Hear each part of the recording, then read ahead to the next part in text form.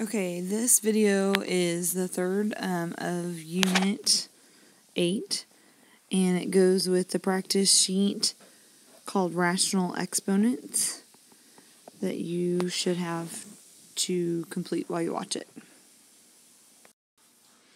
Okay, so the first three questions are all similar. They deal with the power of a product property of exponents. So it's just like when we talked about properties of exponents last unit. If we have something raised to a power, then you have to give that power to both parts. So I'm going to give it to the x and I'm going to give it to the y. So the x currently has a power of 1, so 1 times negative 1 is negative 1. 2/3 times negative 1 would be negative 2/3. Anything with a negative power has to get sent to the basement. So I'm looking at 1 over x y to the 2/3. So you're going to do the exact same thing on 2 and 3. You're going to give the power to both parts, multiplying by the current power. If you look at number 4, you're looking at the product property. So we're going to start by multiplying the coefficients. So we have 3, and then we have coefficient 1. 3 times 1 is 3. And then I'm going to add my powers on u. So 3 halves plus negative 1 half would be 2 halves. 2 halves equals 1, so the answer would just be 3u. So on 5 and 6, start by multiplying your coefficients, and then multiply, for instance, on 5, x to the 3 halves times x to the 4th. So you're going to add 3 halves plus 4. Okay? And just so you know, you can check your answers as you go. The answer sheet is in the same folder that you found this video in. Okay, so let's talk about simplifying fifth roots, third roots, fourth roots, so on and so forth. It's really similar to simplifying square roots. If you remember, if we were looking at, for instance, like the square root of 32, then to simplify that, we would look for the perfect square that went into 32. And so the perfect square that goes into 32 is 16. So we'd rewrite this as the square root of 16 times the square root of 2. And the square root of 16 is 4, and then we would leave 2 in the square root. So square root of 32 would simplify to 4 root 2. We're going to do the exact same thing for fifth roots, but we're going to look at perfect fifths. So for instance, 2 to the 5th is 32, 3 to the 5th is 243, and then 4 to the 5th is 1024, and 5 to the 5th is 3125. So those numbers get big really, really fast. And so obviously the only one of these that could possibly be a factor of 256 is 32. And in fact, 32 goes into 256 8 times. So you're looking at perfect fifths because our index is 5.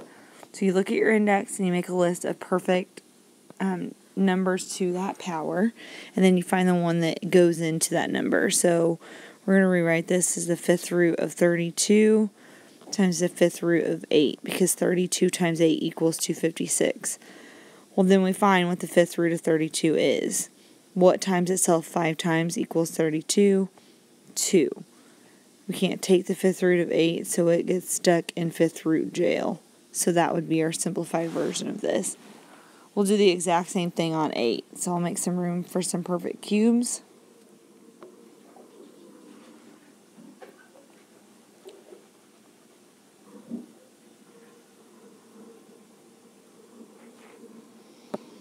Okay, so 2 cubed, 3 cubed, 4 cubed, 5 cubed. 2 cubed is 8, 8 cubed 27, 4 cubed 64, 5 cubed 125, 6 cubed 216.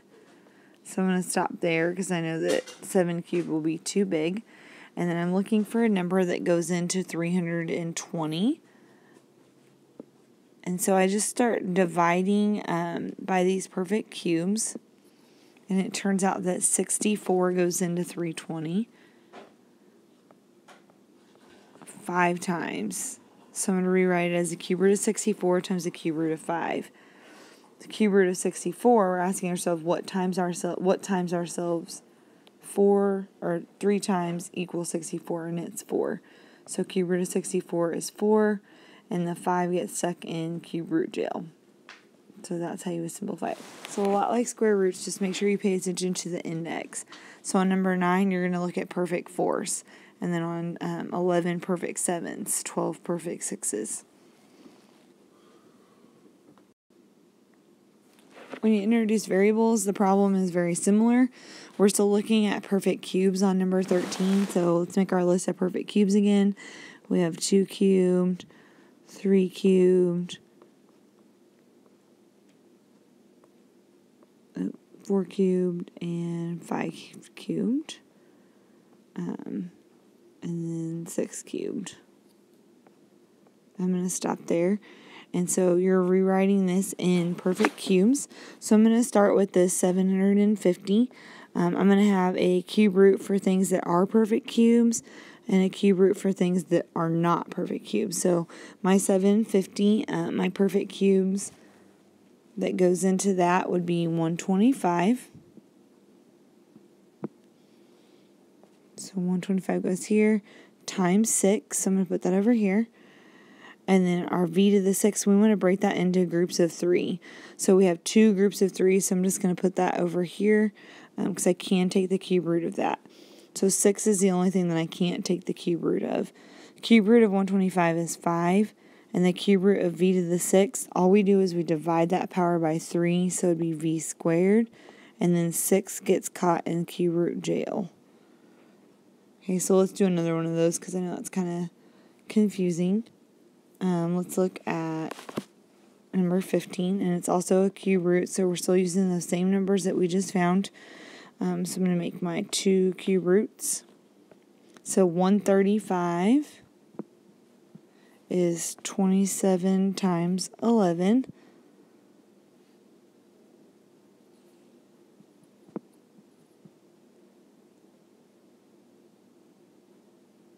I'm sorry, 27 times 5. Not sure where I got that. So 27 times 5. And then p to the 7th. We want to know how many groups of 3 we have in there. So we're looking at the biggest multiple of 3 that goes into 7. So we have 2 groups of 3, which would be p to the 6th, and then we have 1 left over. Remember, this times this has to equal what we started with, that 135 p to the 7th, and it does. So then we're looking for the cubed root of 27, which is 3, cubed root of p to the 6, so we divide that by 3, so p squared, and then 5p is going to get caught in the cube root jail. So we have 3p squared times the cube root of 5p. Let's do one more of these so we're clear. So let's look at number 17. We're still looking at cube roots. We're looking for 2 numbers that multiply together to give us 108. One of them needs to be a perfect cube. So it would be 27 times 4. With our x's, we have 1 group of 3 and 1 left over. And with our y's, we have 2 groups of 3 and 1 left over. So then we're going to take the cube root of what we can. So the cube root of this, the cube root of 27 is 3. Cube root of x cubed is x. Cube root of y to the 6th is y squared. And then this stuff gets stuck in cube root jail. So try a couple of those out and then check them on your answer key to make sure that you're doing them correctly. Make sure that you make a list of perfect fourths for number 19, 16, 18, and 20. So go ahead and make that list of perfect fourths, and that will help you with those problems. The last type of problems that you're going to see on this is adding and subtracting radicals. In order to add and subtract radicals, they have to be the exact same radical. So if you look at like number 23, we have both of them are 6th degree, but they have different things for their radicands. So we have to see if we can simplify them. So I'm going to start by making a list of perfect sixes. So we have 2 to the 6th power, which would be 64, and then 3 to the 6th power, which is 729, and I'm going to stop there because that's already way too big. So neither one of those are products of 5, so this sixth root is going to stay the same. However, 320 can be rewritten